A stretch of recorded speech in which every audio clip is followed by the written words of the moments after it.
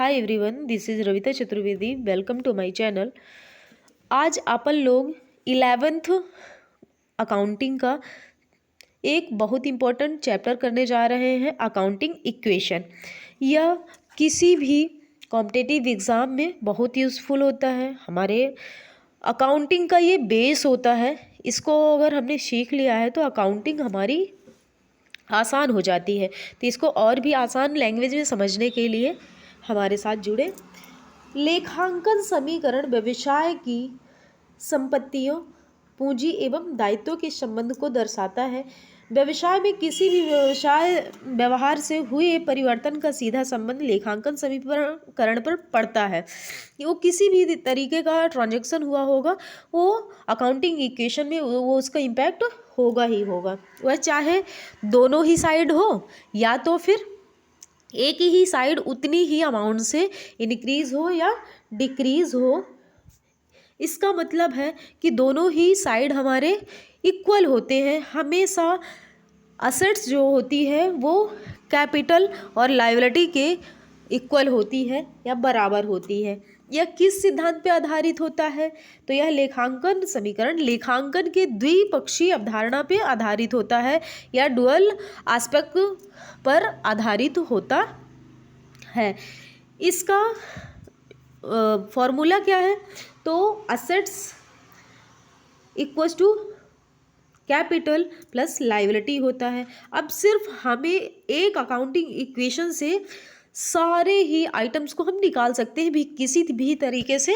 यह आ सकता है हमारे सामने और एग्ज़ाम में इसी तरीके से आता है कि एक को दो को दे देता है, एक को निकालने के लिए देता है। जैसे कि यहाँ पे देखते हैं कि जो असेट्स है वो दे दिया, कैपिटल को निकालने के लिए बोल देगा कि आप कैपिटल को निकालिए, लायबिलिटी भी दे देगा। अब किस प्रकार से निकाला जाए?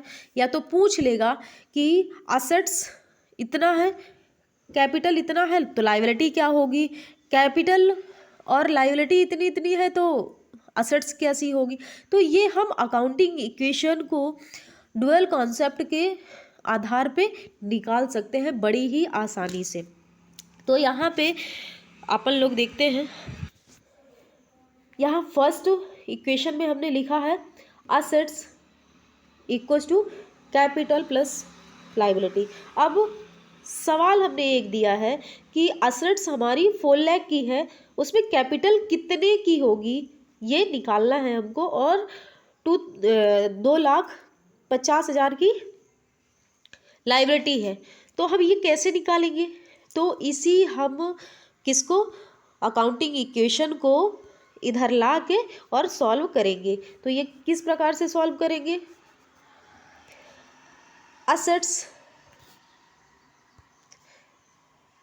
Assets equals to capital plus liability होती है।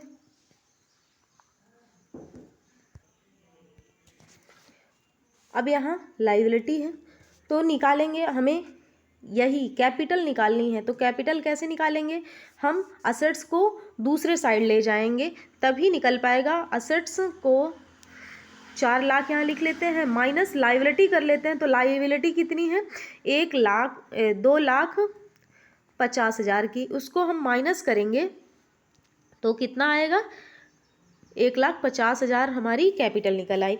इसी प्रकार से एक आइटम देगा हमको, 2 आइटम देगा और एक आइटम निकालना पड़ेगा। इसमें से हम कुछ भी निकाल सकते हैं। जैसे यहाँ पे असेट्स निकालना है, कैपिटल और लायबिलिटी दे दिया है, तो हम कैसे निकाल लेंगे?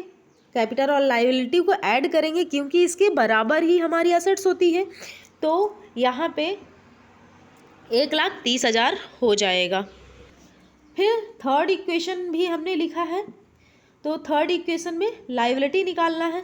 तो लायबिलिटी हम कैसे निकालेंगे? लायबिलिटी को भी असेट्स में हम कैपिटल को माइनस कर देंगे क्योंकि यहाँ कैपिटल की अमाउंट दी हुई है। तो असेट्स में हम क्या कर रहे हैं? कैपिटल को माइनस कर रहे हैं, लायबिलिटी निकाल रहे हैं। तो लायबिलिटी 2 लाख में 80,000 हम अगर माइनस करते हैं तो कितना आता है हमारा? 1,20,000। लायबिलिटी कितनी आ रही है? 1,20,000। तो इस प्रकार से हम एक आइटम अगर मिसिंग होता है तो हम किस प्रकार से निकालते हैं यह हमने सीखा है। इसी तरीके से एज इट इज़ ही कॉम्पिटिटिव एग्ज़ाम में भी आता है और हमारी 11th में भी आता है। इसके आगे अपन इसी का एक इलस्ट्रेशन देखेंगे। तो अपन लोग जुड़े रहते हैं, अगली वीडियो में मिलते हैं। लाइक करिएगा, शेयर करिएगा, सब्सक्राइब करिएगा। धन्यवाद।